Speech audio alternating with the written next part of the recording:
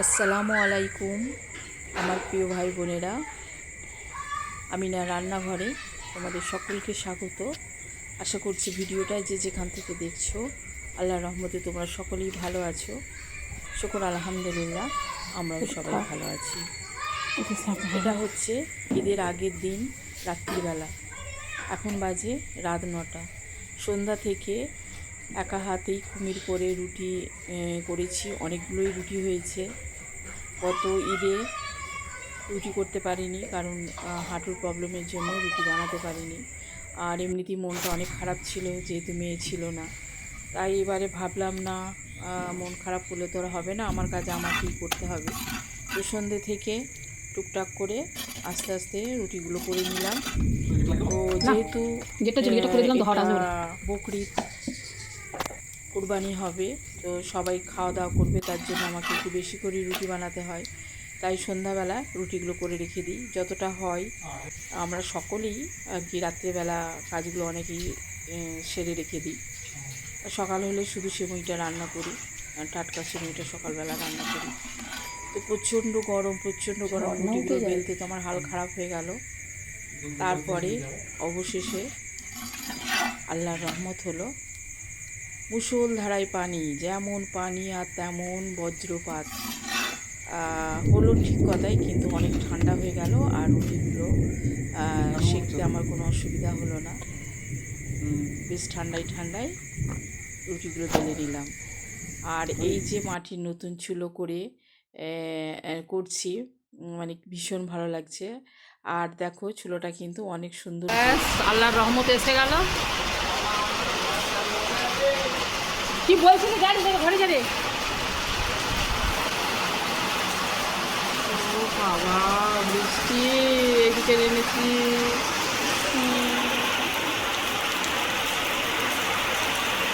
আল্লাহ রহমত করতে গেছে।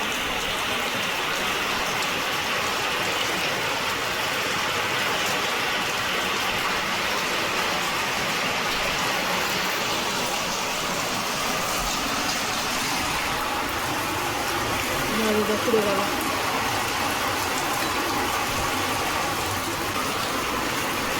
যাক, ঠান্ডায় করাতে হবে।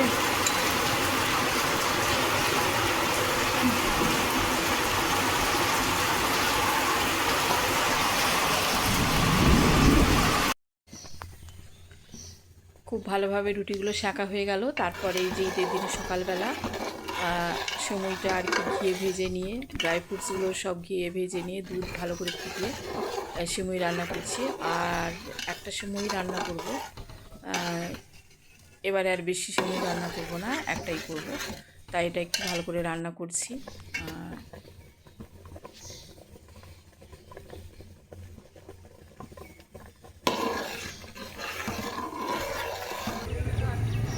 তারপরে দেখো এই যে নামাজ পড়া হয়ে গেল, ঈদের নামাজ। একে একে সবাই ফিরে আসছে। আর যতক্ষণ না কুরবানি হচ্ছে ততক্ষণ তো খাওয়া যাবে না। আর এবারে আমাদের ঘরে কিন্তু কুরবানিটা হয়নি, হয়েছে মেজো ভাসুরের বাড়ি। আর এই হলো আমার মেজো ভাসুরের বাড়ি। উনি তো নেই, উনি ছেড়ে চলে গেছেন আমাদের প্রায় 1.5 বছর হয়ে গেল। ভালো লাগে না আসতে। উনি খুবই ভালো মানুষ ছিলেন, আমাদের অনেক ভালোবাসতেন। তো সে চলে গেছে, ঘর ফাঁকা, এখন আর আশাই হয় না। তো ওখানেই সব রান্না বান্না করে খাওন দাওন করিয়ে আমি এখন 2টো বাজে আমি এখানে চলে এসেছি। আর এখানে একটু রান্না বান্না হচ্ছে, আমি এখানে স্টু বানাবো, তার জন্য আমি এখানে সমস্ত গোটা মশলা দিয়ে আর এখানে কাঠের জালে মানে বসিয়ে রাখবো। আর এটা আর মাঝে মাঝে একটু করে নেড়ে দেবো, তাহলে কিন্তু স্টুটা হয়ে যাবে। গোটা আদা গোটা রসুন দিয়ে আর পেঁয়াজ, আর তবু আমি অল্প একটু আদা রসুন পেস্ট দিয়েছিলাম, আর বাকি মশলাগুলো সব গোটাই দিয়েছিলাম। তো এর অস্তিত্ব কিন্তু কিছুই ছিল না, সব একদম গলে গিয়েছিল। আর কাঠের জালে খুব সুন্দর রান্নাটা হয়েছে। তোমাদের দেখাতে পারিনি, ভিডিও করা হয়নি, কারণ সেদিন অনেক কাজ। আর এটা ছিল তার পরের দিনে। এটা একটু কাবাব বানাবো, তার জন্য আমি পেঁয়াজ, পুদিনা পাতা, কাঁচা লঙ্কা এগুলো একটু একসঙ্গে পেস্ট করে নিয়েছি। আর ধনে, জিরে, চিলি ফ্লেক্স, গরম মশলা, একটু হলুদ, আদা রসুন, পরিমাণ মতো নুন দিয়ে এটা ভালো করে মেখে নেব। যেহেতু ধনেপাতা এখন নেই, ধনেপাতাটা দিলে আরও ভালো লাগতো। আর দিয়ে দেব একটু বেসম, চালের আটা বা ময়দা দিয়ে একটু বাইন্ডিংয়ের জন্য এটা দিতে হয়। যেমন আমরা সবাই করি ওরকমভাবেই আর কি মোটামুটি করে নিলাম। আর আমাদের বগরিদে তো মাস্ট, সবার ঘরেই কোপ্তা কাবাব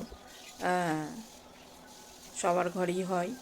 তাই আমি কি করলাম, এটাও একটু করে নিলাম। সেদিন করার সময় হয়নি, এটা তার পরের দিনের ভিডিও।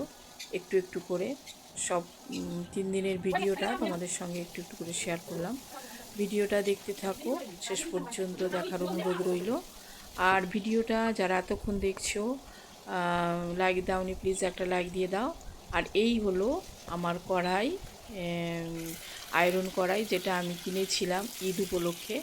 তো এত ভারী, প্রায় 3 কিলো ভারী, আমার তো হাত ব্যথা হয়ে যাচ্ছে। আমি ভাবলাম কেনই কিনলাম, দেখে খুব ভালো লাগে, আর সেই জন্যে আমিও নিয়ে নিলাম। তো প্রচণ্ড ভারী, এত ভারী জিনিস নিয়ে নাড়াচাড়া করবো কী করে।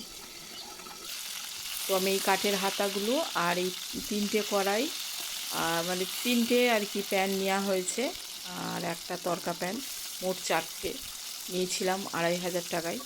তো ভালোই হচ্ছে, কিন্তু প্রচণ্ড ভারী, ধুতে পরিষ্কার করতে কিন্তু অনেক কষ্ট।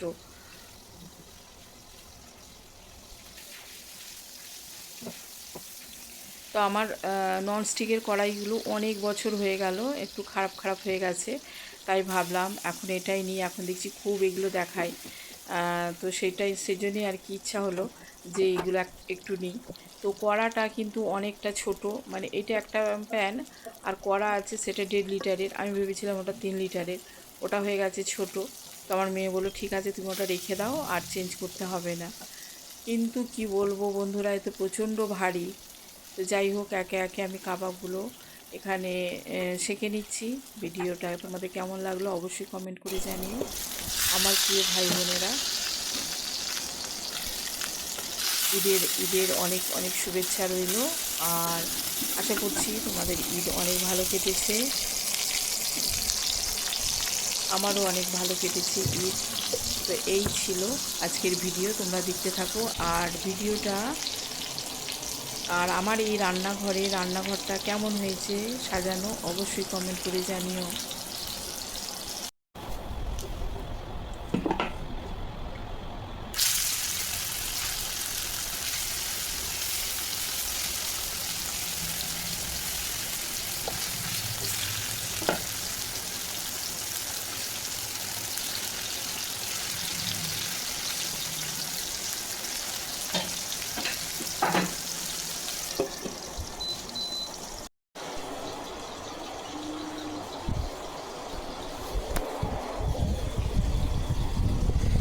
ও পাখি পাখি পাখি গোসল করে ফেলেছে, পাখি পাখি গোসল করে ফেলেছে, দেখো পাখি।